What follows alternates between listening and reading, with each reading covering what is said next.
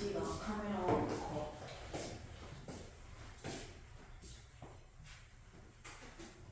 자, 여러분 박원서 작가의 작품 다른 거 본 적 있어요? 안 봤구나. 알겠어요. 그래서 옛날에 원래 박완서 작가의 가장 유명한 작품 그리고 내신에 가장 많이 나오고 수능에도 나온 작품 중에 엄마의 말뚝이라는 작품이 있어요. 박원서 작가의 그 작품 중에서도 6.25 전쟁의 그런 후유증 그걸로 인한 오빠의 죽음 그리고 어머니의 후유증 이런 걸 다룬 이야기인데요. 박원서 작가는요 전반적으로 늘 글을 자신의 자전적인 이야기를 담는 경우가 많았어요. 그래서 자전적인 이야기이기 때문에 본인이 겪었던 그런 일생의 일 같은 것도 많이 들어가기도 하고 그래서 되게 심리가 잘 되기도 해요. 이 소설도 마찬가지로 6.25 전쟁으로 오빠를 잃고 나서의 이야기다라고 보시면 돼요. 전반적으로 다 그런 얘기가 주로 출제가 돼요.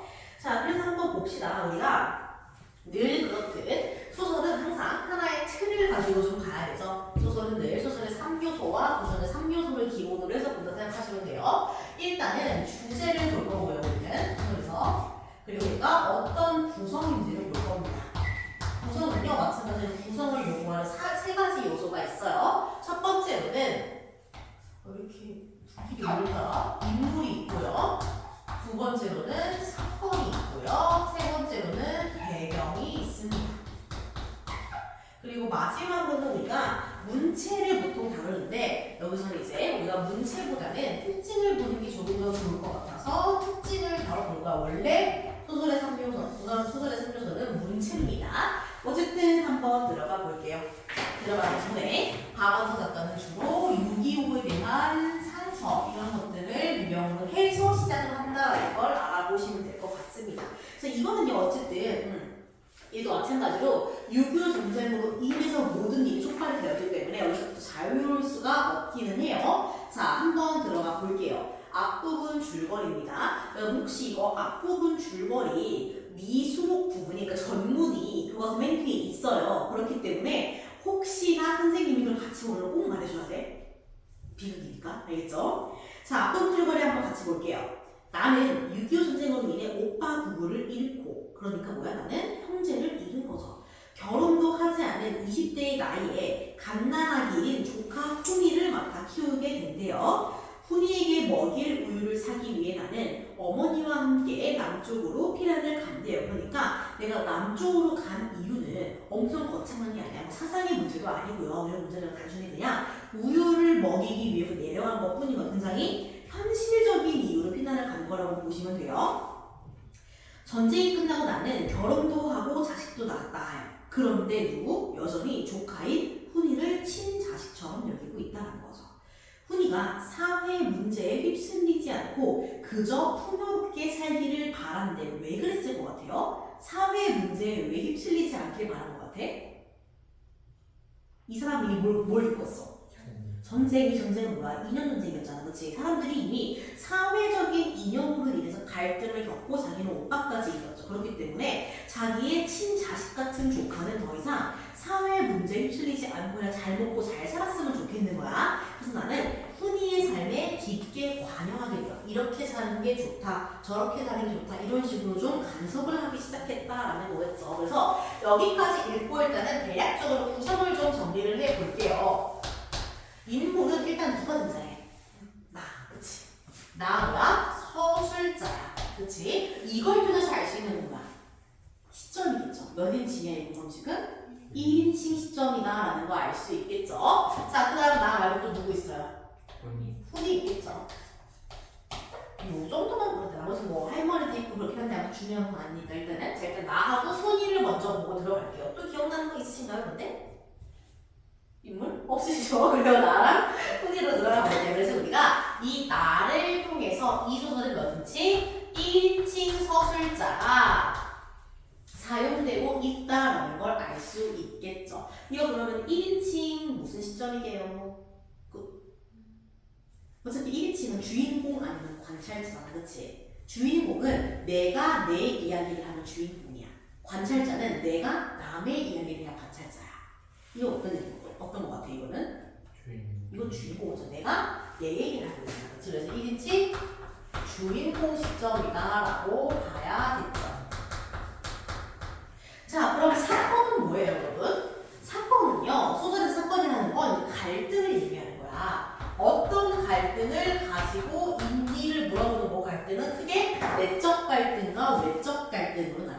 내적 갈등은 뭐야? 내가 상황에 대해서 조금이라도 부정적인 마음이 있으면 내적 갈등이야.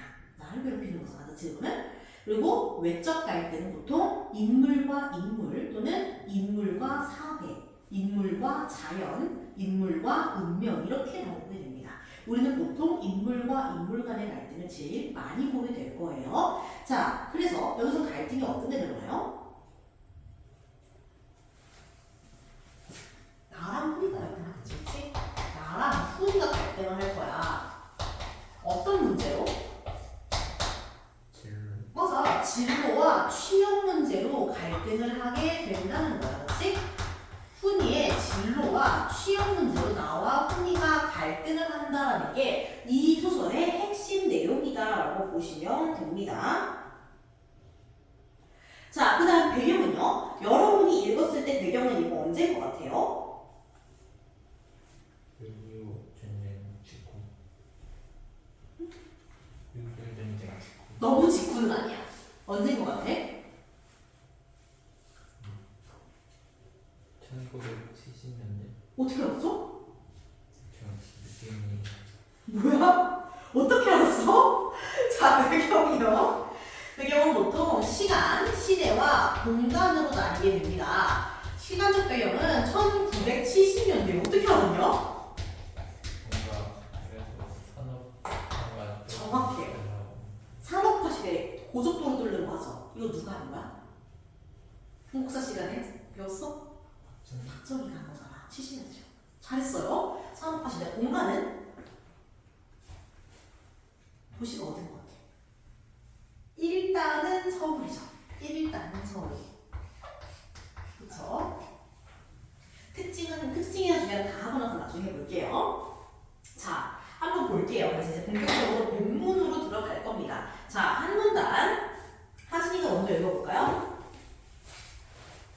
훈이가 고등학교 2학년이 되자 반은 문과 이과로 나누게 되었고 훈이가 나에게는 아무 상의도 안 하고 문과를 택한 걸 나는 나중에야 알았다. 나는 우선 그런 문제를 나한테는 상의 한마디 안 한 게 서운했고 어머니는 어머니대로 오빠가 천문학교에서 문과였다는 사건만으로 덮어놓고 문과를 싫어했다. 자, 끊어볼게요. 훈이가 고2가 됐을 때 반은 문이과로 나눴대. 원래 그렇죠. 훈이는 나한테 아무 상관도 안 하고 문과를 택했기 때문에 나중에 알았대. 이게 바로 뭐예요? 갈등의 원인이죠. 나와 훈이의 갈등의 원인은 이거야. 나한테 아무 말도 안 하고 문과를 택하다니. 자, 나는 일단은 나한테 한마디도 안 하고 서운한 거야. 나 그거 보지마. 그치? 그리고 할머니, 훈이의 할머니, 즉 나의 어머니는 어때? 오빠가, 즉 훈이의 아빠가 전문학교에서 문과였다는 것만으로도 그냥 문과를 그냥 싫어해버렸대. 너네 아빠가 문과여서 그런 거잖아 말했다는 거겠죠? 자, 그럼 나는 후임편이 돼서 고등학교 문과가 반드시 장래 문학 진학을 의미하지 않는다고 엄마를 설득하려고 했지만 엄마는 질의 겁을 먹었대. 왜 겁을 먹었을까요? 왜 그랬을 것 같아요? 손자가 아들이랑 똑같은 선택을 했잖아. 그래서 아들처럼 손자도 최후를 맞을까봐 두려운 거야. 그쵸? 그래서 그러니까 아들과 같은 길을 걷게 될까봐 무서워한다고 보시면 되겠죠? 어머니는 오빠가 평생 사회에 참여해서 돈 한 푼 벌어들인 일이 없는 주제에 까닭없이 죽어야 하는 일에는 끼어들고 말았다는 사실이 문과 출신이라는 것과 반드시 무슨 상관이 있다고 믿고 있었기 때문이네. 이렇게 문과를 싫어하는 거야. 그쵸? 자, 오빠가, 즉 어머니의 아들이, 나의 오빠가 또는 훈이의 아빠가 다 같은 말이죠. 사회에 참여했대. 그러니까 뭐야? 문과로서 어떤 사회 정의 구현 이런 거에 관심이 많았다는 거야. 그래서 그런 일을 하면서 돈은 안 벌어오고 죽어버린 거야. 그래가지고 어때? 문과라면 그냥 치를 떠는 거죠. 이 사람 입장에서. 왜냐면 아들이 그냥 그렇게 죽어버렸으니까. 자, 그 다음부터 주아가 읽어볼까요? 나는 그럴 수 없다고 어머니를 위로하면서도 속으로는 어머니 생각에 동조하고 있었으므로 더 늦기 전에 이를 바로잡아보리라 마음먹었다. 끌어볼게요. 어머니 생각에 동조했다는 거 오빠가 뭐야? 문과였기 때문에 죽었다라고 생각하는 거고 훈이도 그렇기 때문에 문과를 고르면 안 된다라고 생각하는 거죠. 나는 학교에 쫓아가서 담임 선생님에게 애걸하다시피 해서 훈이가 문과에서 이과로 전과를 할 수 있도록 했다. 이거 훈이한테 얘기한 거야, 안 한 거야? 안 한 거지. 그래서 훈이의 의사는 고려하지 않고 내가 냈다 바꿔버린 거야. 그쵸? 그다음 그러고 나서 훈이를 설득하려고 했다. 나는 막연히 훈이를 두려워하면서 주문부원 내 말을 했고 훈이는 언제나처럼 말없이 젊은이다운 대담한 시선으로 나를 쏘아보았다. 훈이는 언제나 말없이 젊은이다운 대담한 시선으로 나를 봤대. 그럼 이거 훈이가 직접적으로 감정을 드러낸 거야, 안 드러낸 거야? 감정을 직접적으로 화가 났다 이렇게 말하잖아. 그치? 그러니까 뭐야? 행동을 통해서 심리를 묘사하는 거예요. 그치? 그래서 이거는요, 다른 말로 하면은 간접 제시라고 얘기를 해요. 행동을 통해서 심리를 묘사한다. 옆에 적어둘게요. 자, 행동을 통해 심리 묘사. 이거를요, 간접 제시라고 해요. 간접 제시는 뭐야? 내가 이 사람의 행동, 표정 이런 것들을 보여지는 것을 통해서 깨달아야 되잖아. 그쵸? 그렇기 때문에 영어로는 showing이라고 해요.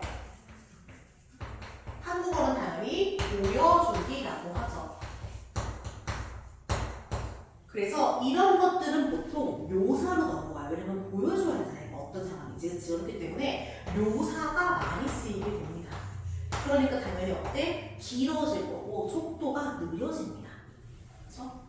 상세하게 묘사해야 하니까 서술 속도가 느려질 수밖에 없다라는 겁니다. 이런 특징들이 있어요. 그럼 반대는 뭘까요? 직접 제시예요. 맞아요. 직접 제시라는 게 있고요. 직접 제시는 당연히 뭐야? 말을 통해서 알려주는 거야. 서술자가 직접 알려주는 거야. 그치? 서술자가 말을 해주는 거야. 훈이는 기분이 나빴다. 훈이는 속이 상했다. 이런 식으로 나는 서운했다. 이런 식으로. 그렇죠? 쟤는 그냥 말하기 기뻐해요. 대놓고 알려준다는 거야. 그래서 영어는 텔링이라고 해요. 그래서 얘는요, 말을 통해서 이야기해준다라고 해서 설명이라고 하고요. 요약이라는 말이 쓰이기도 해요. 이것도 여기에 포함이 돼. 그래서 속도가 높아지죠.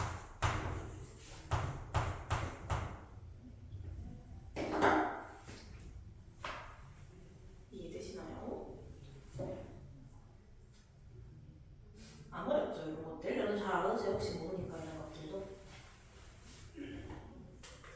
적으시고.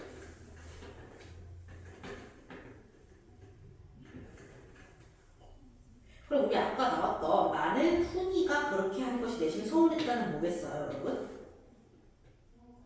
뭐겠소? 직접이죠, 그쵸?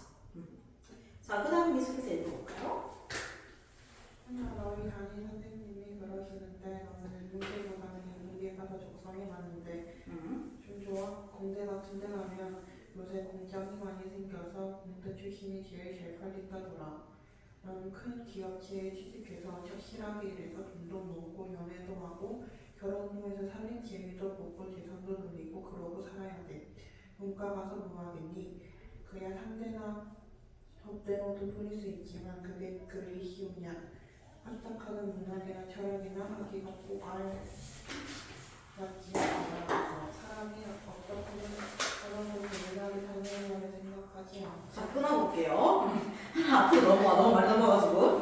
자, 넌 큰 기업체에 취직해서 착실하게 일해서 돈도 모으고 예를 들어 결혼도 해서 살림 재미도 보고 잘 늘고 살아야 된다. 이거 뭐야? 내가 바라는 훈이의 삶이지. 훈이가 바라는 건지 몰라. 일단 나는 훈이가 그 사이에 바란 거예요. 문과 가서 뭐 하냐? 그야 상대나 법대. 상대가 뭐게 얘들아? 무슨 대학이게? 상경대학. 경영학과 얘기하는 거. 상경대학을 얘기하는 거예요. 상업 이런 뜻이야. 경영학과죠. 지금은 법대는 뭐 로스쿨 같은 거고요. 그런 것도 물론은 되겠지만 그게 쉽겠냐? 까딱하다 문학이나 철학이나 하겠지. 즉 나는 문과를 부정적으로 보고 있다는 걸 알 수 있겠죠. 계속해볼까요? 사람은 내가 뭐 이런 얘기 돈을 어떻게 만들 수 있나 하는 생각보다 돈을 내거나 뭐 이런 생각은 아니야. 자, 끊어볼게요. 사람은 어떻게 하면은 하나고 재미를 할 수 있는가? 이걸 여기서 하는 거예요? 이과에서 하는 생각이야. 그치? 사람은 왜 살아? 이건 누가 하는 생각이야? 문과가 하는 생각. 돈을 어떻게 하면 많이 벌지? 이거는 이과가 하는 생각. 돈을 왜 벌지? 문과가 하는 생각. 문과 비하 아니야 이거 다? 자, 그래서 볼게요. 그리고 오늘 고깃국은 영국을 쓰면 내일은 갈비찜을 말을 공유해야 하는 게 순서인데 내 이웃은 우거지국도 못 먹었는데 나는 고깃국을 먹은 게 아닌가 하고 이미 뱃속에 있는 고깃국조차 의심하는 바보진 말이다. 또 마찬가지로 아픈 이과지는 문과다라고 얘기하고 있는 거죠. 계속해서 문과에 대한 부정적인 인식을 쭉 나열하고 있는 겁니다. 다음. 이렇게 자꾸 생각이 빗나가기 시작하면 사람 버리고 마는 거야. 어떻거든 너는 이 사회의 수능에서 이득을 보는 사람이 돼야지. 괜히 사회의 병폐란 병폐는 또 맞다 허풍을 떨면서 앓는 소리를 내는 사람이 될 건 없잖아. 고모 아버지가 그런 사람이었나요? 그런 사람은 뭘 얘기하는 거야? 위에 사회에 순응하지 않고 사회의 병폐를 금하는 사람인 거죠. 자, 이게요 배경이 유교 전쟁 그래서 이게 아버지에 대한 얘기인 거야. 아버지는 어떤 사람이었냐면요 6.25 전쟁 당시에 남한에서 좌익 활동을 한 거야. 좌익 활동이라는 건요 사회주의 운동을 했다는 뜻이에요. 그러니까 지금 이 사회에 만족하지 못하고 우리가 돈을 왜 보냐, 우리 이웃이 다 같이 나눠 먹어야 되는 거 아니냐 이런 식의 사회주의적 발상을 했다라는 거야. 계속해볼까요? 그 다음부터 하진이가 읽어보자. 네가 내 말에 중턱에 잘못 붙들지 말했다. 나는 당황했다. 흔히가 아버지에 대해 뭘 물어본 게 이번이 처음이라 그렇기도 했지만 내가 오빠에 대해 오랫동안 원래 추측하고 있던 걸 흔히한테 느닷없이 들키고 만 것 같다고 했다. 그럼 뭐예요? 내 생각을 확인하려고 한 질문이잖아. 그러니까 그치. 거기에만 어떻게 했대? 당황했대. 무슨 제시? 직접 제시 또는 말하기, 텔링, 설명적 제시 속도는 올라간다. 그죠? 계속 볼까요? 나는 아니라고 강하게 부인하고 다시 아까 한 소리를 반복하게 되풀이했다. 아까 한 소리는 뭐야? 무슨 소리인데? 이과가 좋은 이유, 그쵸? 내 말에 감동했는지 귀찮아서 그랬는지 아무튼 훈이는 내가 옮겨준 대로 이과에 잘 다녔다.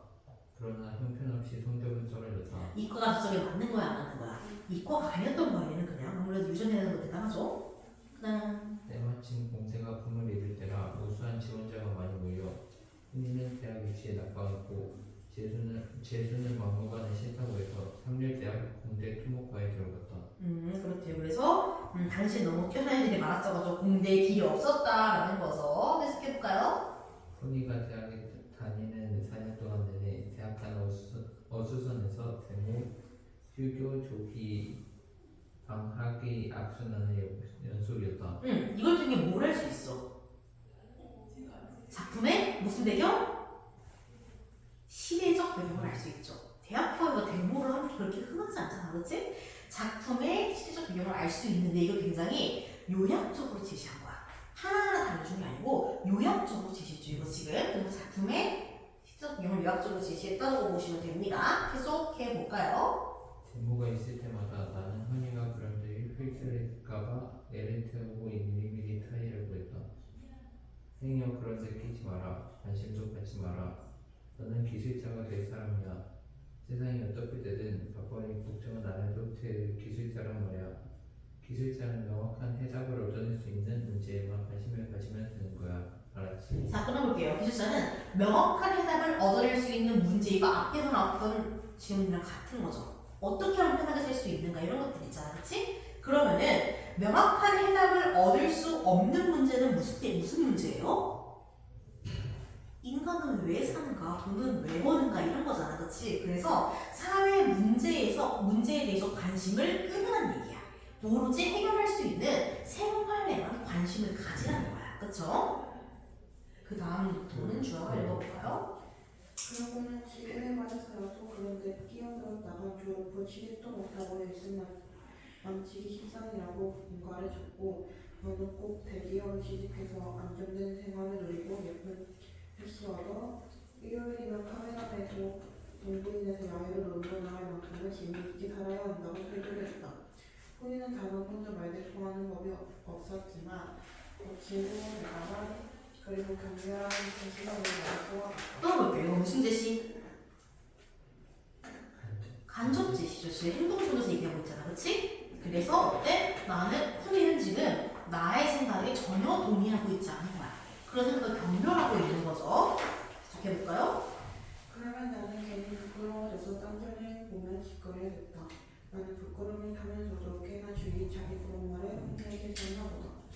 대학교 졸업반 때 나는 돈의 여유가 좀 생긴 김에 혼이에게 카메라를 하나 사주고 싶어 의향을 물어봤더니 단호하게 거절하며 하는 말이 부모는 카메라라면 지긋지긋해. 이가 만약 힘들어 그런 거 안 가질 거야. 자, 끊어볼게요. 카메라 왜 사준 거야, 부모가? 내가 왜 사준 거야, 훈이한테? 경제적인 그래서 얘는 지금요, 어떤 느낌이냐면 나는 지금 훈이에게 카메라를 사주는 건 앞으로 너는 편하게 살면서 쉬는 날마다 부인이랑 같이 놀러 가는 뜻이에요. 그러니까 안정적이고 편안한 삶을 누리기 위해서 애쓰는 얘기야. 그쵸? 그랬더니 어때? 훈이가 지긋지긋하대. 즉 훈이는 내가 강요하는 삶에 관심이 있다 없다? 없다. 전혀 동의하지 않는다라는 걸 알 수 있는 거죠. 그래서 카메라라는 건요, 내가 훈이에게 강요하는 삶의 방식이라고 봐야겠죠. 사회 문제 같은 거 다 신경 끄고 그냥 편하게 살면서 어떻게 하면 더 잘 살 수 있을지를 고민하는 삶인 거야. 그래서 자, 그다음부터 하진이가 읽어볼까요? 그럭저럭 무사히 들어가고 있지만 고도의 가사 제대로 할 수가 있었다. 이제 제 취직 문제만 남았는데 이것만이 그렇게 쉽지가 않았다.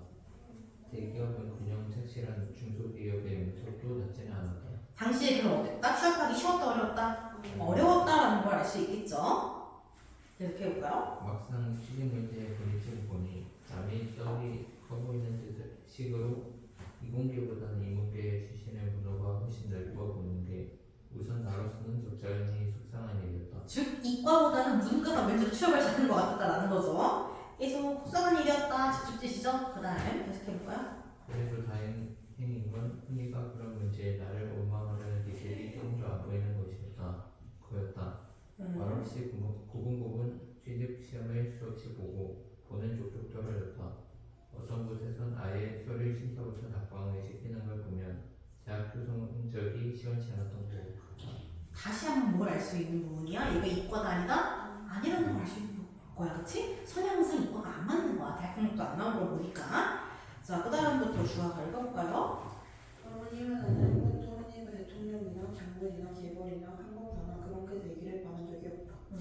정직하게 벌어먹을 수 있는 기술 가르쳐 대기업에 붙여 공익 날을 카메라를 메고 야외에 나갈 만큼의 사람이 나도 노릴 수 있기를 바랐을 뿐이다. 그러니까 할머니와 고모는 훈이한테 뭘 바란 거야? 그냥 평범한 삶, 평범하지만 안정된 삶을 바랬던 거야. 뭐 엄청나게 대단한 삶이 되라고 하는 거 아니야, 그치? 그래서 그냥 평범하고 안정된 삶을 바랐다라고 구체적으로 묘사하고 있는 거죠. 그게 어떤 삶인지, 그치? 대기업에 붙어서 카메라를 메고 야외에 나가고 그런 거. 그러니까 이들이 바라는 삶의 구체적인 묘사가 들어갔다라고 봐야겠죠. 그냥 그런데 그나마도 쉽게 내어주지를 않았다. 취직 시험도 하고 여러 번 치르니 보러 가라기도 점점 서로 미안하게 되었다.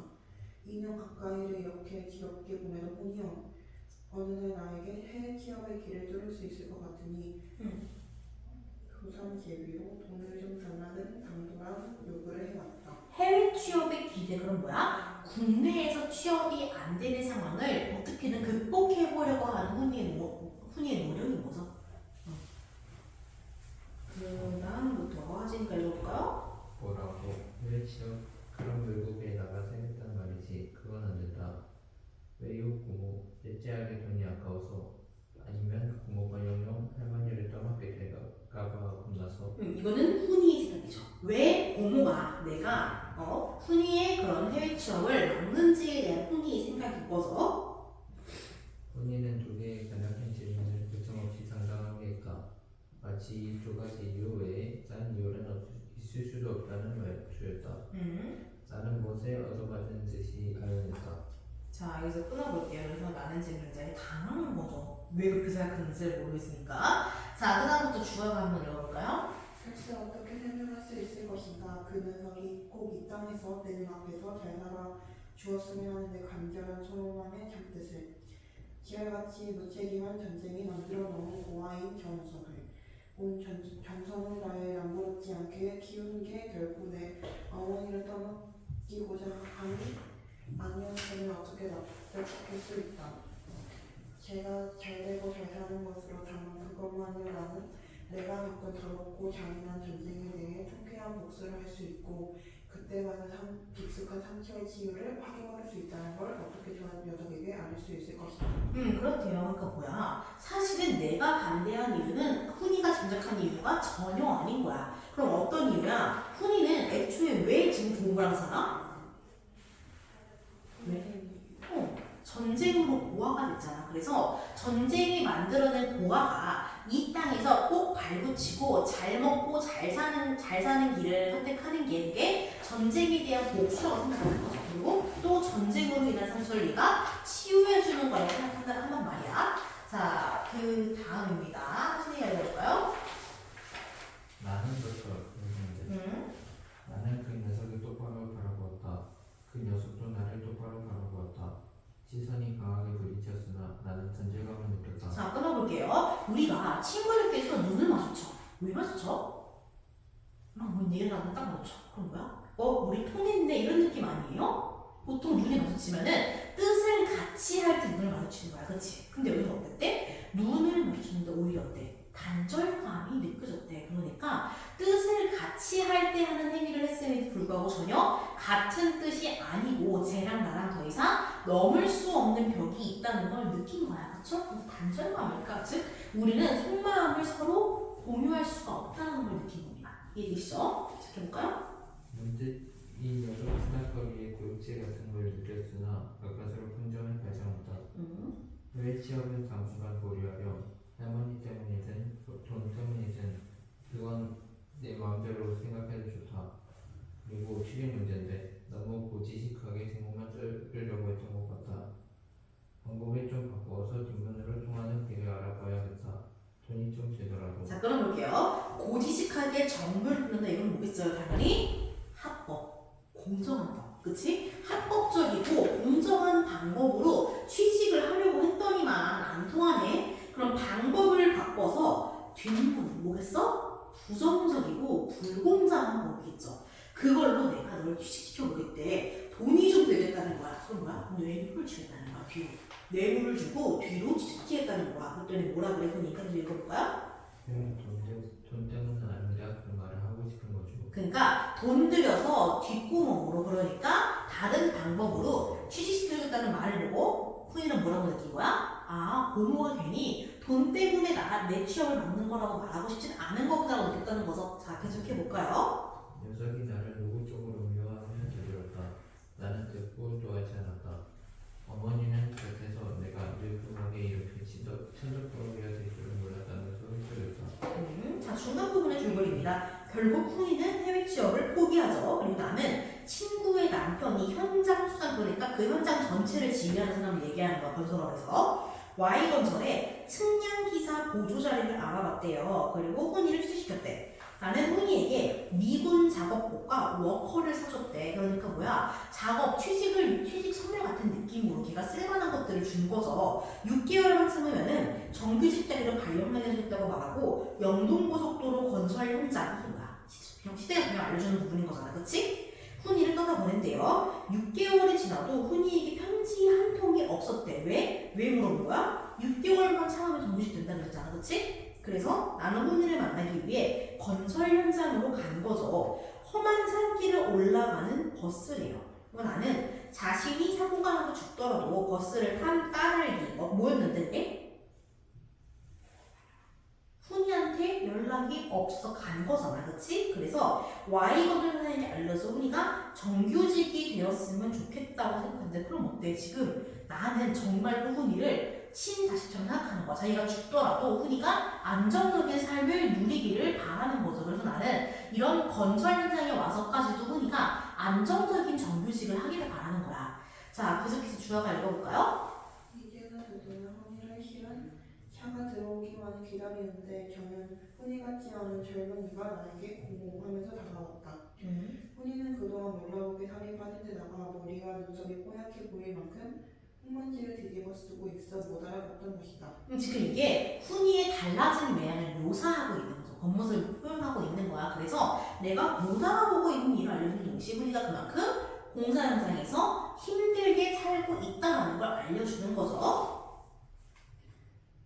나는 훈이를 확인하자 반가움과 노여움이 뒤죽박죽된 격정으로 호흡이 밀렸다.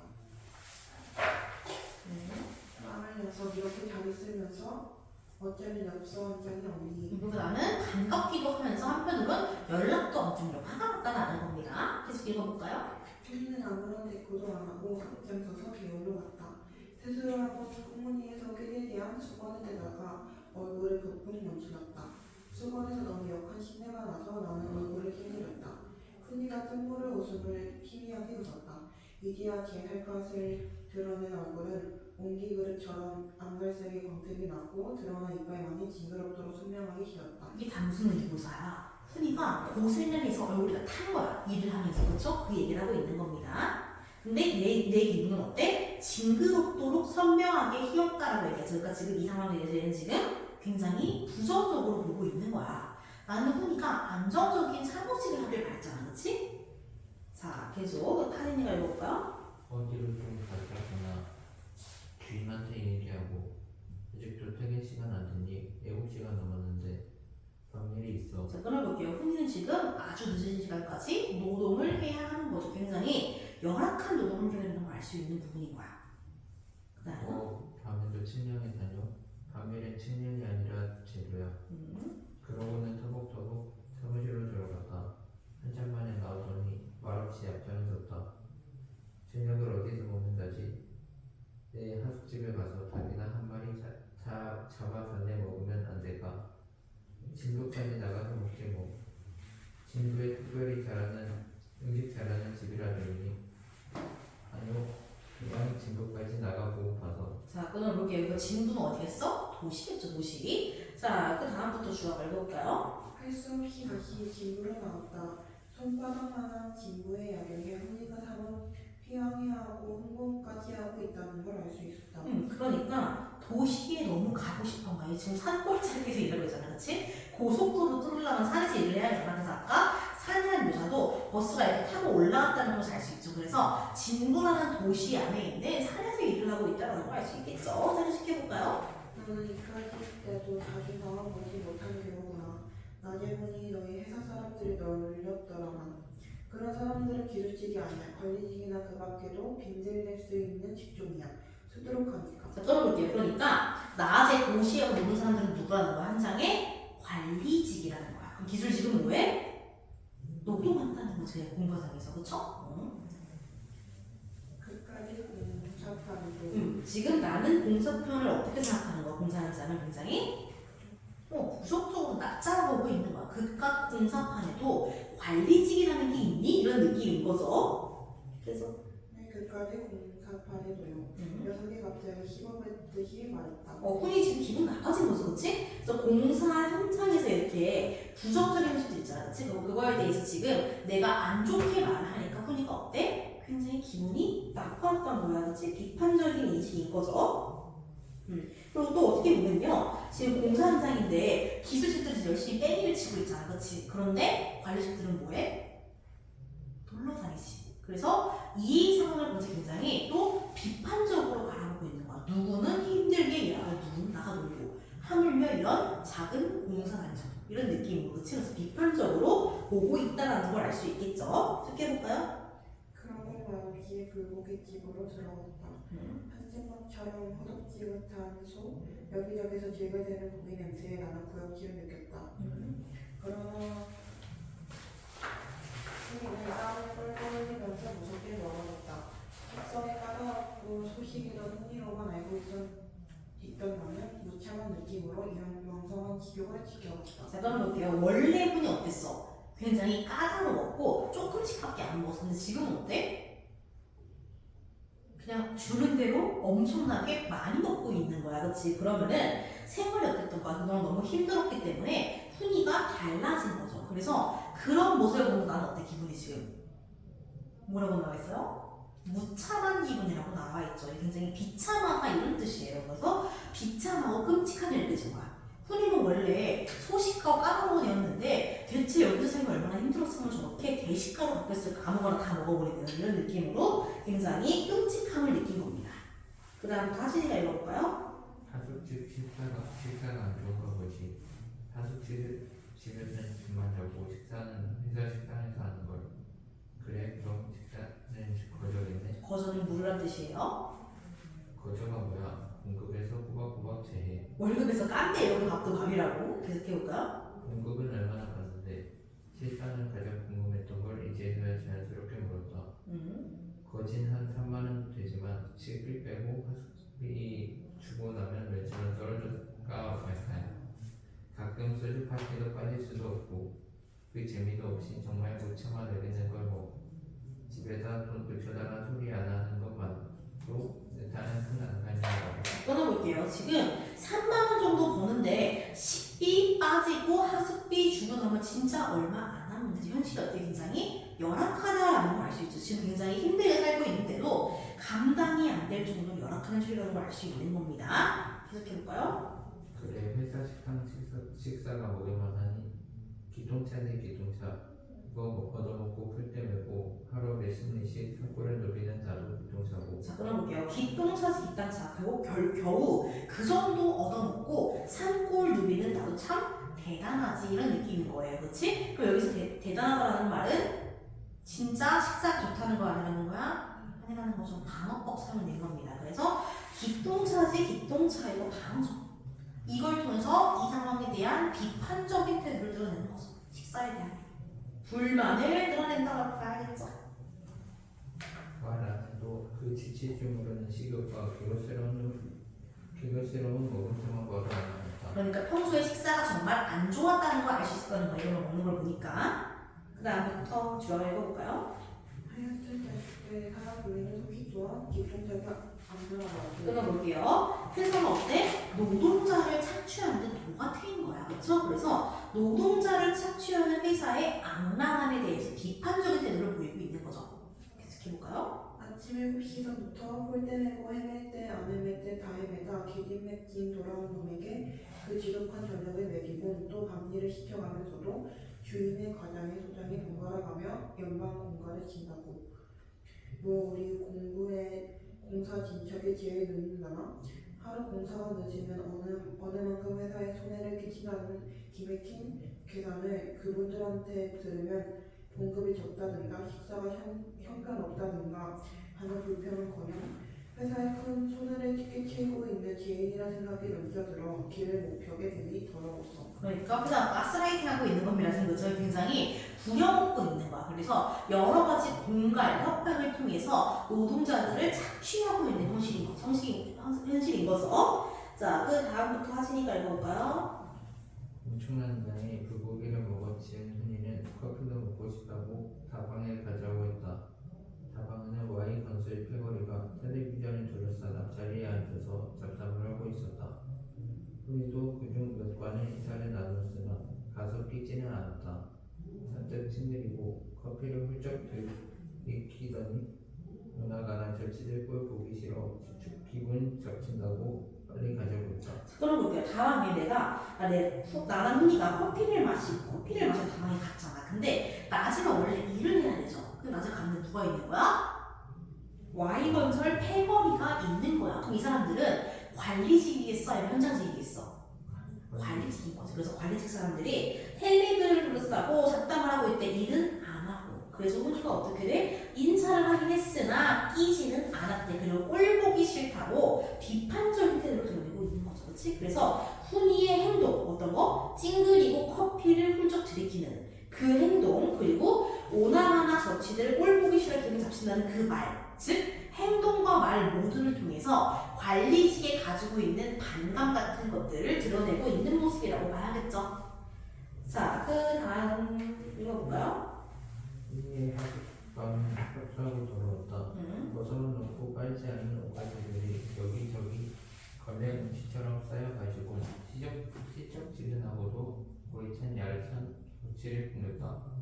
그러나 오커를 벗어던진 훈이의 발에서 풍기는 악취가 되면 아무것도 아니었다. 훈이는 지금 굉장히 열악한 환경에서 생활을 하고 있다는 걸 알 수 있는 부분이죠. 주아가 한번 읽어볼까요? 사람이 빨래 안 하고 청소 안 하면 되지 먼저 못한 거 같아. 지금 훈이한테 하는 말이죠. 그렇지? 그래서 인간답지 못한 생활을 하고 있다는 거야. 훈이가 그만큼. 지금. 계속해볼까요? 좀 씻고 자렴. 그러나 씻기는커녕 옷도 안 벗은 채 아무렇게나 쓰러지더니 코를 골기 시작했다. 나는 나 누울 곳을 마련하기 위해서도 방을 대강 치워야 했다. 썩은 데 나는 옷가지 사이에 소주병, 고등어 통조림, 먹다 남은 것, 깡 종류의 과자 부스러기 등이 숨어있어 악질에 더해주고 있었다.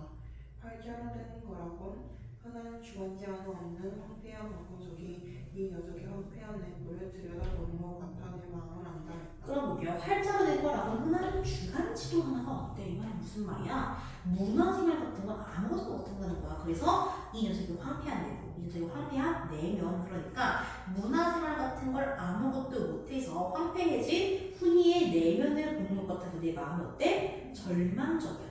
얘는 지금 여유도 없겠구나라는 깨닫는 거죠. 계속해볼까요? 전혀 없지만 이 생각 저생각으로 한참도 묻지 않는 주인 여자가 일어난 기척을 듣고 따라 일어나 그동안 신세가 많았다고 치하도 하고 자기소개도 했다. 주인 여자는 시골 여자답지 않게 냉담하고 도도하게 신세진 거 하나도 없습니다. 즉 주인 여자는 굉장히 인정이 없는 거죠. 그걸 통해서 각박한 사회의 모습을 보여주고 있는 거라고 보시면 돼요. 같은 말이라도 다르고 다르다고 이건 경사의 말이 아닌 돈 받고 하숙치는 관계일 뿐 신세를 주고받는 관계가 아님을 강조하는 말투였다. 그러니까 딱 우리는 돈 받고 자리를 적용하는 것 뿐이라는 식의 장난이 든 거죠. 그러니까 인정 같은 거 없이 평소에 훈이가 도움 필요하다면 도와준다 안 도와준다? 안 도와줄 것 같다는 느낌을 받은 거야. 자, 그 다음부터 하진이가 읽어볼까요? 나는 더욱 훈이가 안쓰러워지면서 마음이 약해지고 있었다. 우선 산더미 같은 빨래를 게을로 날렸다. 비누가 없어 한길과 화장실에 갔더니 생소한 업체의 제품인 생선 비누가 역한 비누가 한 잔에 100원씩이나 했다. 그럼 비누가 지금 싸구려는 거와 비슷한 거야? 비슷한. 질도 안 좋은데 싸구려 비누가 100원씩이나 한다고? 이런 느낌인 거죠. 그래서 지금 상관은 어때? 공사장이잖아. 이 사람이 어쩔 수 없어. 거기서 먹고 살아야 되잖아. 그러니까 어쩔 수 없는 그런 공사의 상황을 이용해서 폭리를 취하고 있는 거죠. 그쵸? 악덕한 모습인 겁니다. 읽어볼까요? 비누를 사가지고 와서도 나는 선뜻 빨래거리를 물에 담그지를 못했다. 훈이가 나를 따라 서울로 가겠다고 할 것은 뻔하고 그렇게 되면 젖은 빨래는 곤란할 것 같아서였다. 실상 나는 그렇게 되길 바라고 있었다. 이대로 나만 떠날 수는 도저히 없었다. 지금 내가 훈이의 열악한 생활을 보고 나서 훈이를 서울로 데려가고 싶었던 거잖아. 그치? 나는 훈이를 신자식처럼 여기니까요. 그 다음부터 주어를 읽어볼까요? 어느 틈에 칫솔을 모은 훈이가 내 곁에 와 서 있었다. 고모 왜 그러고 있어? 빨래가 너무 많아지는 게지. 대강 째국이나 빼. 얘야 이놈의 고장 창고야 가더라. 글쎄 이 거지 같은 빨래 비누가 100원이란다. 고모도 소주값이 얼마인 줄 알면 더 놀랄걸? 녀석도 제가 언제적 모주꾼이라고. 근데 산골 인심이 어째 이 모양이냐. 그러니까 인심이 없고 그리고 공사를 이용해서 폭리를 취하는 상인들을 비판하는 말인 거죠. 계속 관람 분쟁일 거야. 바로 여기가 오대산 원정사 입구거든. 우리가 쫓는 영동 고속도로 인터체인 이거 이곳에 생길 테고 돈맛들이 들은 대로 들어서 설문용 돈 긁어 먹으려고 눈에 핏발이 섰다니까. 글쎄 이 옥수수 고장에서 먹을 건 옥수수 한 개를 얻어 먹어봤다니 말 잘했지. 그렇대요. 여기가 관광지가 될 거래. 그래서 서울 사람들이 눈에 불을 켜고 달려들어가지고 개발하는데 편승을 한 거야. 그래서 옥수수의 고장 강원도겠죠. 그러면서 옥수수의 고장인데 옥수수를 못 얻어 먹어. 즉 시골 인심 같은 건 남아있지 않다라는 걸 보여주는 거죠. 그래서 인정 같은 건 다 사라졌어. 그리고 오로지 뭐만 남았어? 금전만 중시하는 분위기. 다른 말로 하면 황금 만능주의가 팽배해진 사회의 모습이다라는 걸 알 수 있겠죠. 여기는 지금. 그래서 IC를 끌고 있는 겁니다. 영동고속도로 IC를요. 그다음에 돈 주고 사 먹으려면 먹어봤겠지만 나도 오기가 있다고 안 사 먹어. 고모 나오는 농대리 부리고 말 테니까 물정서 구경시켜줄래? 주인은 고모인 거 아니까 한번 싸워싸워 해볼게. 그렇대. 그래서 나는 자존심 때문에 안 사먹겠다고 한 거죠. 그 다음부터 하진이가 읽어볼까요? 그러곤 할머니의 샀던 수건까지 내 빨래거리에 전적으로 세우는 불이 나게 현장 사무소 쪽으로 갔다. 이내 옥수수 겉에 가려서 모습이 안 보였다. 참 옥수수도 많은 곳이 아니었다. 그러나 훈이가 그거 하나 멸치건 못 얻어먹었다고 생각하니 부하가 부글부글 치솟는 걸 느꼈다. 그러니까 훈이가 처한 상황에 대해서는 아까까지 안쓰럽고 안타깝고 연민을 느꼈잖아. 근데 이제 어때? 그걸 넘어서 분노까지 생기고 있는 겁니다. 계속 읽어볼까요? 나는 게으름으로 돌을 맞고 빨래를 담궜다. 빨래를 하면서 보니 내부과 이불 후청에는 이까지 들끓고 있었다. 그만큼 위생이 열악하다라는 걸 알겠죠? 세상에 요즘은 아무도 너희 밑살같이 사는 집구석이 있기 없으니 이는 역시 살고만 이게 웬일일까. 그러니까 요즘에는 아무리 가난하게 살고 아무리 집이 작고 열악하게 살아도 이는 없는데 어떻게 이런데 이까지 있냐 이런 얘기인 거예요. 진짜 엔간하게 가난하게 사는 집보다 훨씬 더 상황이 안 좋다라는 거죠. 나는 형편없는 식사와 주문 등을 악으로 버틴 훈이를 뜯어먹은 이를 즐겁게 눌러주기도 못해 한동안 멍하니 앉아있었다. 농땡이 잘 안되겠는데 부모 프로이큐버 돌아온 훈이 말이었다. 그러니까 그냥 일을 하라고 한 거였죠. 자, 그 다음부터 주아가 읽어볼까요? 그까지 논쟁이 즐거웠다. 같이 가자 서울로. 몸이나 성할 때 일찌원이 집어치우는 게 낫겠다. 그건 싫어. 왜 싫어? 훈이의 싫다는 대답을 나는 전혀 내기치 못했으므로 당황할 밖에 없었다. 나는 더 비참해지고 싶어. 그래서 고모나 할머니가 철석같이 믿고 있는 기술이니 정직이니 근면이니 하는 것이 결국엔 어떤 보상에 대한 돌아온 나를 똑똑히 확인하고 싶어.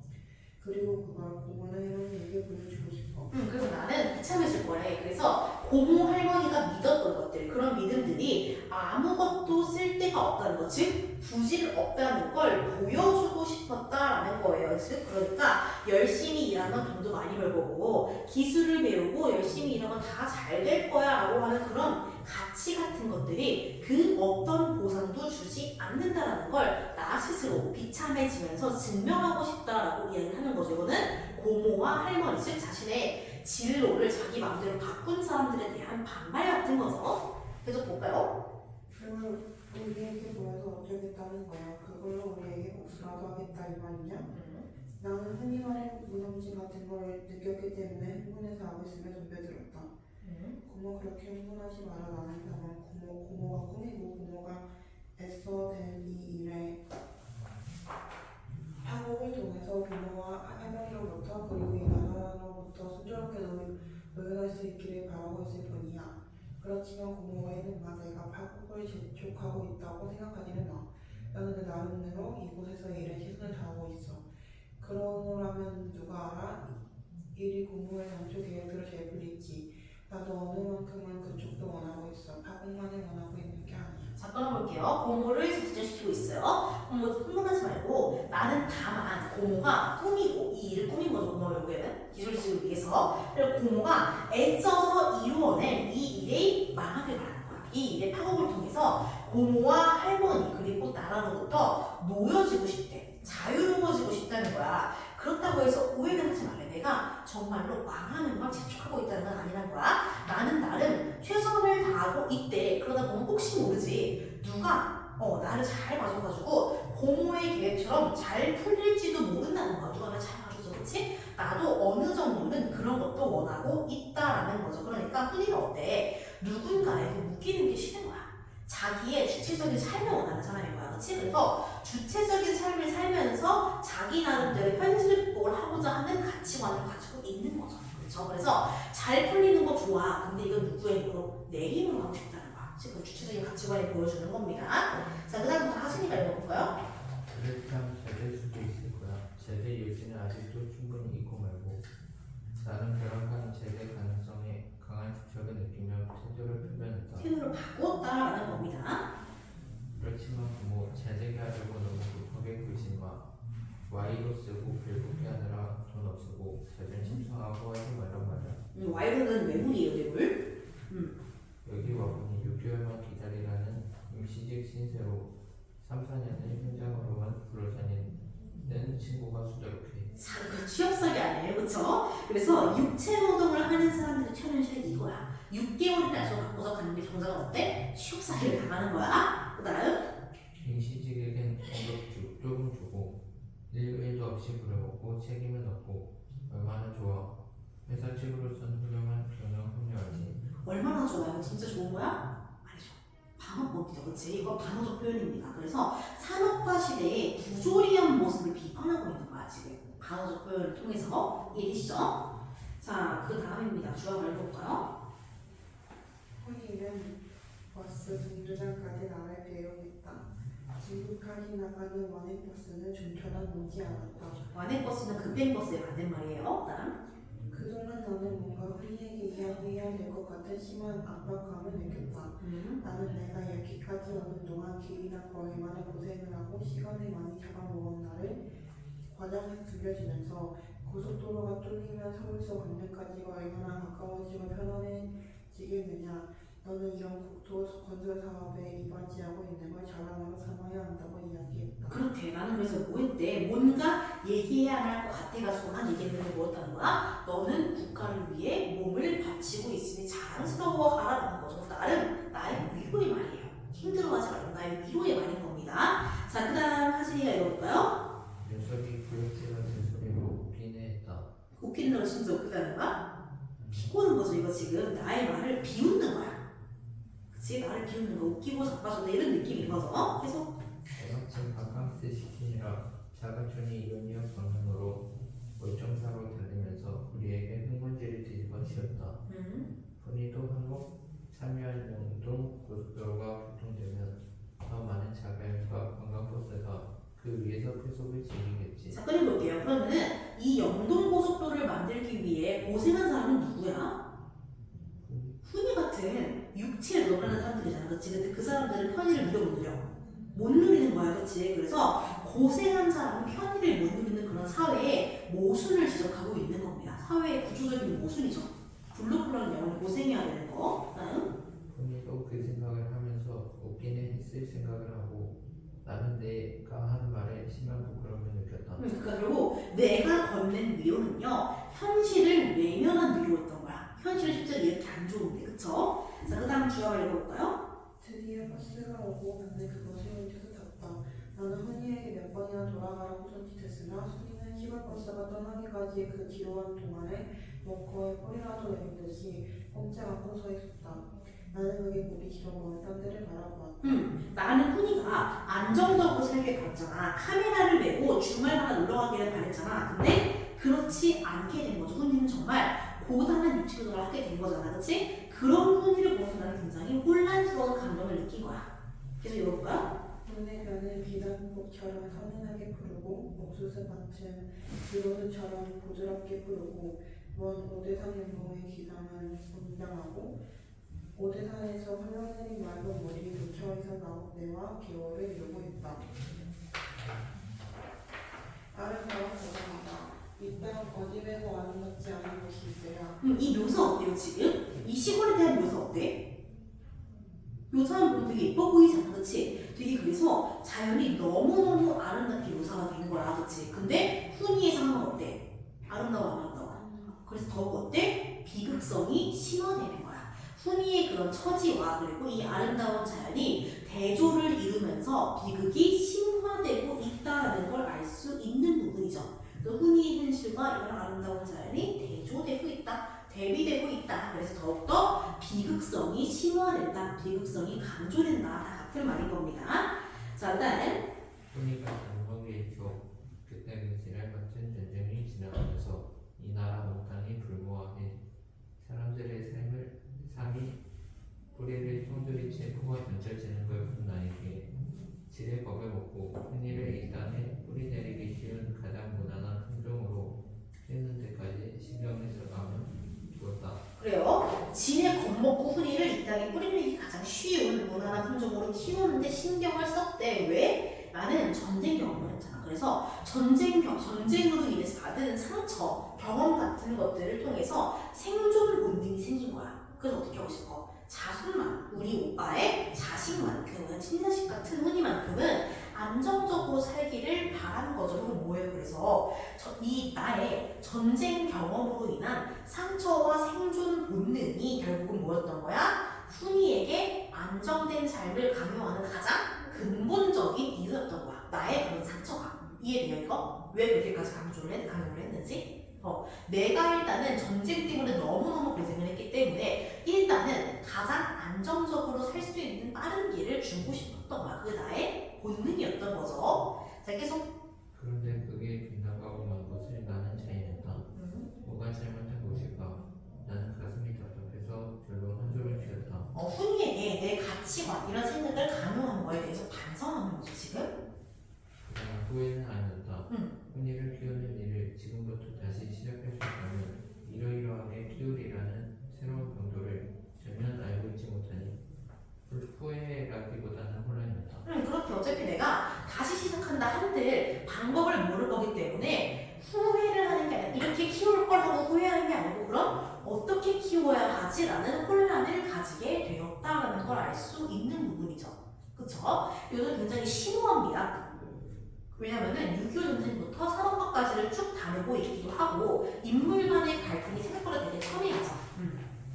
자, 그래서 간단하게 좀 봅시다. 간단하게 정리를 해볼게요. 자, 일단은 여기 등장인물이 나랑 훈이가 메인이죠. 그리고 또 누구? 가끔 할머니 나와요, 할머니. 할머니는 어때? 오빠 때문에 오빠가 남한에서 좌파 사회주의 진영 활동을 하다가 죽어버린 걸 알기 때문에 훈이가 문과를 선택한 거에 훨씬 더 민감하게 반응을 하게 되는 거죠. 자, 그리고 시간은요. 70년대 같은 거 공감은 서울과 또 어디가 추가돼?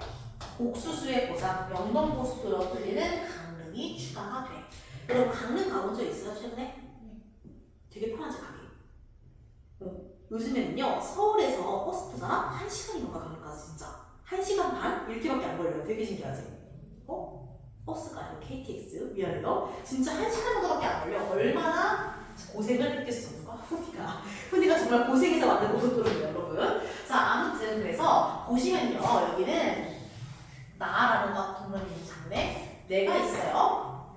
내가 있고요. 내가 키우는 누가 있어? 훈이가 있죠. 내가 있고 훈이가 있을 겁니다. 그래서 이 둘은 어때요? 무조건 갈등을 겁나 합니다. 어떤 문제에서? 진로 그리고 취업 문제에서. 진로는 뭐예요? 문과와 이과. 이게 곧 뭘로 연결이 다시? 취업으로. 어디로 취업을 할 것인가로 연관이 되는 거죠. 그래서 나는 나의 그런 가치관들을 전부 다 훈이에게 강요하고 싶어 해요. 어떤 것들? 안정된 삶. 그치? 그래서 이 모든 것들을 전부 내가 훈이에게 무엇을 바라면서 내가 훈이에게 안정된 삶을 바라면서 시작돼요. 그치? 안정된 삶. 그쵸? 그럼 이 안정된 삶이라는 건 곧 어떤 비유적인 표현으로 묘사가 상징으로? 카메라. 나는 얘한테 카메라를 메고 사는 삶이 얼마나 좋냐. 일할 땐 일하고 쉬는 날은 카메라 메고 결혼해가지고 놀러다니는 게 얼마나 좋냐는 강조를 하고 있는 거죠. 그쵸? 그래서 나는 이걸 바란 거야. 우리에게 안정을 바란 거야. 그쵸? 왜 바란 거야? 우리 안정된 삶은? 내가 이거 왜 바라게 된 거야? 뭐 때문에? 형이. 그치? 맞아요. 이거는 전부 다 내가 겪은 6.25 전쟁의 상처 때문이야. 그래서 이렇게 땅에 뿌리를 내리기 힘든 곳이잖아. 그치? 정말 아름다운 곳은 맞지만 6.25 때문에 한 번 더 싹 밀리고 불모지가 되어버렸잖아. 풀 같은 게 못 자라고. 그렇기 때문에 나는 그 상처를 극복하기 위한 방안으로서 훈이에게 안정된 삶을 계속 주고 싶어 했던 거야. 왜? 그것만이 뭐야? 전쟁고아였던 훈이가 이 세상에 복수할 수 있는 방법이라고 믿었던 거야. 그치? 그래서 이게 핵심인 거죠. 6.25로 인한 상처 때문에 훈이에게 이걸 강요하게 된 겁니다. 근데 뜻대로 돼요? 안 돼요? 뜻대로 안 되지. 훈이는 어디로 가? 뭐라고? 어디서 문과로 가긴 가서 그치? 그럼 다시 주가로 바뀌었잖아, 그렇지? 흔히 결론적으로 카메라를 매요, 안 매요? 카메라를 안 매죠. 그럼 그 대신 뭘? 워커를 쉽게 해주는 대신에 워커로 봐요. 그 워커가 그 일할 때 쓰는 맞아요. 그 되게 부츠같이 딱딱한 신발 있어요. 약간 나중에 하진이가 군대에 가면 알게 돼요. 전투하는 요즘엔 닥터 같은 데나 해가지고 되게 캐주얼하게 나오기도 해요. 얘는 대신에 워커의 삶을 선택하게 되는 거죠. 그렇지? 워커를 신는 삶을 선택하게 돼. 이거 배우는 거예요. 안정된 삶이야, 아니야? 안정된 삶은 아니야. 그치? 대신에 뭐가 있어? 대신에 누가 선택한 삶이야? 내가 자율적으로 선택한 삶이야. 그쵸? 이게 어때? 안정되었지만 어때? 자율성은 없어. 그렇기 때문에 어때? 나는 자율성을 원했던 거야. 그래서 뭐? 나에게 안정을 강요했던 나와 할머니에게 엿을 먹이고 싶었던 거야. 그렇지만 어때? 물론 나도 잘 되면 좋게 생각해. 망하게 바라는 건 아니야. 잘 되면 좋겠지만 누구 힘으로? 내 힘과 내 의지로 잘 되기를 바란 거죠. 그쵸? 그래서 이렇게 한번 간단하게 좀 이런 것들을 정리를 해볼 수 있겠죠? 자, 그래요. 그래서 나는 일단은 내가 말했던 걸 상처였다는 거, 그리고 훈이는 그걸 답답하게 읽었다는 거, 요 정도만 아시면 될 것 같죠? 자, 그럼 여기서 우리가 조금 더 나아가서 시점에 대해서 좀 봅시다. 1인칭 주인공 시점이죠. 그럼 누가 주인공이야? 내가 주인공이야. 그래서 내가 내 내면을 너무너무 잘 알아. 대신 남의 내면 알아 몰라? 남의 내면은 몰라. 남의 내면을 알려면 전지적 주가가 돼야 돼요. 그렇지? 그래서 훈이의 대화와 행동을 독자들한테 전달을 해. 왜? 나는 훈이의 마음을 모르니까 독자한테 넘기는 거야. 전달을 해주고 있는 거죠. 그래서 되게 훈이에 대한 정보를 최소화한 거야. 왜냐면 나는 훈이의 그런 훈이의 내면을 잘 모르니까. 그렇지? 그래서 1인칭 주인공 시점을 활용했다라는 점이 주는 효과를 좀 같이 볼게요. 뒤에 한번 써볼까? 1인칭 주인공 시점이기 때문에 나의 내면은 있고 훈이의 내면은 없어요. 다른 말로 하면 훈이에 대해서 최소한의 정보만을 줄 수 있을 거고 이건 다 뭐예요? 행동 또는 대사인 거야. 그치? 그래서 여기는요. 나의 내면은 있어요. 그러면 훈은 정보 최소화죠. 내면 몰라 당연히 내리가 아니니까 이때 정보는 다 뭐예요? 행동과 대사. 그래서 유난히 뭐가 많았어? 훈이의 말에 훈이의 행동이 묘사가 많았잖아. 간접 주지가 많았잖아. 그치? 행동 또는 대사로만 이야기를 한다라는 겁니다. 다른 말로 하면 간접 지시로 이렇게 쓰세요. 저 지금 분량 조절 실패했습니다. 간접 제시인 거죠. 자, 그렇기 때문에 어떻게 돼? 나는 나의 내면만 있고 훈이에 대한 정보는 최소화되어 있어. 그렇기 때문에 무조건 어떨 수밖에 없어? 나의 주관적인 인식이 들어갈 수밖에 없어. 왜? 훈이의 내면은 전혀 모르고 내가 바라보는 훈이의 모습만 알 수 있기 때문에 주관적으로 들어갈 수밖에 없는 겁니다. 그죠? 그래서 이게 만약에 전지적 작가 시점이었다면 모든 걸 알고 있어서 더 할 거야. 근데 이건 지금 우리가 얘 마음밖에 모르기 때문에 얘한테 몰입해서 볼 수가 있는 거겠죠. 그래서 이렇게 한번 정리를 해 볼 겁니다. 자, 그래서 우리가 이 작품을 보면서요, 조금 문제의식을 가져야 하는 몇 가지 요소들이 좀 있어요. 어떤 현실 문제가 있겠어요? 여러분 일단은 현실적으로 어떤 문제가 있는 것 같아? 첫 번째로 이 작품은 어떤 현실 문제를 다뤄? 전쟁 상처, 그렇지? 일단은 6.25의 상처예요. 또 안정된 것만을 추구하는 그쵸? 왜 이런 것 같아? 왜 안정을 하는 것 같아? 취업이 돼, 안 돼? 안 되니까 취업난 문제 때문에 그러는 거야. 다들 그러니까 지금도 똑같죠? 취직이 안 되니까 다들 이과 가려는 거잖아. 똑같아요, 지금이랑.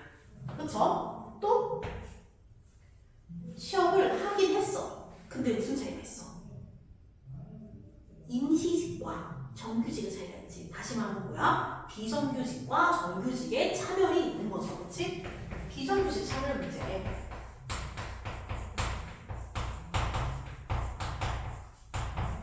이거 다 근데 언제 때 이야기야? 70년대지. 산업화의 문제를 보여주는 거죠. 그치? 산업화 문제. 또 어떤 문제가 보여요? 이것 때문에 이공계 성사가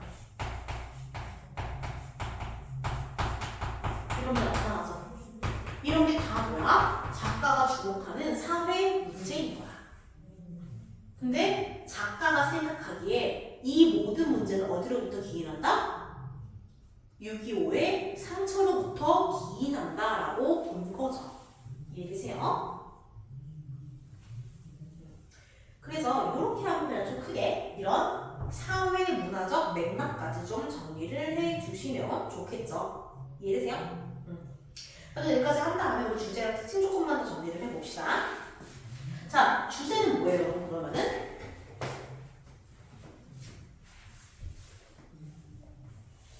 주제는 뭐 같아? 일단은 뭐야? 6.25의 상처를 치유하려고 하잖아. 근데 잘 돼, 안 돼? 잘 안 되지? 뭐가 되지? 노력과 좌절. 이게 첫 번째죠. 이건 누구의 문제야? 나의 문제야. 그치? 그리고 한편으로는 또 흥이의 문제. 산업화 시대의 문제죠.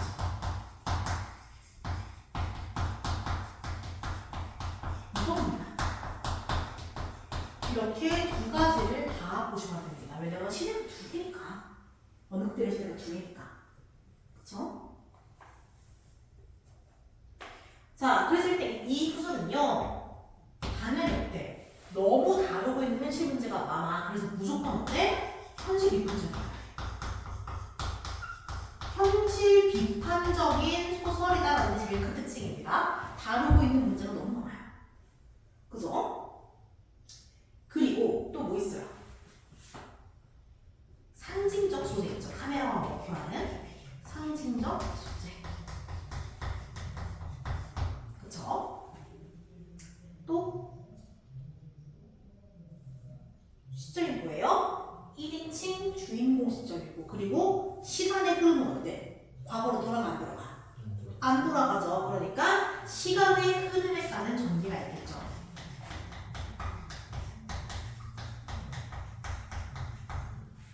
그렇게 뭐 비정규직 노동자들의 삶을 잘 묘사하고 있다든가 그런 것도 많은 거예요. 여러분, 그리고 추가적으로 이것도 잘 다루세요. 특히 이 소설은요, 나의 시선에서 본 훈이의 모습이 많이 드러나기 때문에 간접대시가 되게 많아요. 그렇기 때문에 이 둘의 차이를 잘 봐야 돼. 그래서 이 소설에서는 일단은 누구? 나는 말하기가 어려워. 그렇지? 왜? 내가 내 얘기를 하는 게 너무 쉬워 말이야. 그렇지? 내 감정을 얘기하는 건. 근데 훈이는 어때? 내가 아니잖아. 그러니까 훈이는 주로 내가 관찰해서 이렇게 행동을 묘사하는 거야. 그럼 이 둘도 잘 비교해 주시는 게 좋아요. 자, 그래서 이렇게 해가지고 일단은 카메라 워커를 대략적으로 마무리할 겁니다. 뭐 실제로 박완서 작가는요, 엄마의 말도 그렇고 오빠가 전쟁에서 죽었어요. 그렇기 때문에 계속해서 오빠가 죽은 얘기를 많이 다루게 돼. 그래서 이거는요, 어쨌든 6.25의 상처부터 산업화의 문제까지 쭉 이어질 어떤 그 대한민국 근현대사의 전반적인 내용을 관통하는 질문이기 때문에 굉장히 보기 지문이 잘 나올 수밖에 없겠죠. 그래서 6.25에 대한 문제라면요, 이거라면은 똑같은 작가의, 박완서 작가의 엄마의 말뚝이라는 작품을 좀 같이 봐주시면 좋고요. 외부 질문이 나온다면은 산업화의 문제라면요, 남소공을 놓칠 수가 없죠. 그러니까 남재기가 쏘아 올린 작은 공. 물론 이건 도시 하층민의 삶에 대한 얘기기는 해요. 소설 중에서는 이게 좀 좋을 것 같기는 하고요. 이건 지금 근데 노동자의 열악한 행동을 이야기하는 거라서 난소공의 다른 단편들을 보는 게 조금 더 좋긴 합니다. 근데 되게 기묘하지 않아요? 이거는 거의 50년 전의 얘기예요, 지금. 그런데 50년 전이나 지금이나 다루고 있는 문제가 굉장히 비슷하죠. 취업난, 이공계선호, 비정규직, 산업화 이런 다 신기하죠? 그래서 여러모로 참 시사하는 바가 바로 작품이니까 보기 문제로부터 여러분들이 자유로울 수가 없어요. 그래서 최대한 많은 것들을 좀 같이 봐두시는 게 좋을 것 같습니다. 일단 여기까지 하고 마무리할게요. 알겠어? 모르는 거 있나요? 여기까지 해서? 없어야 될걸? 왜냐면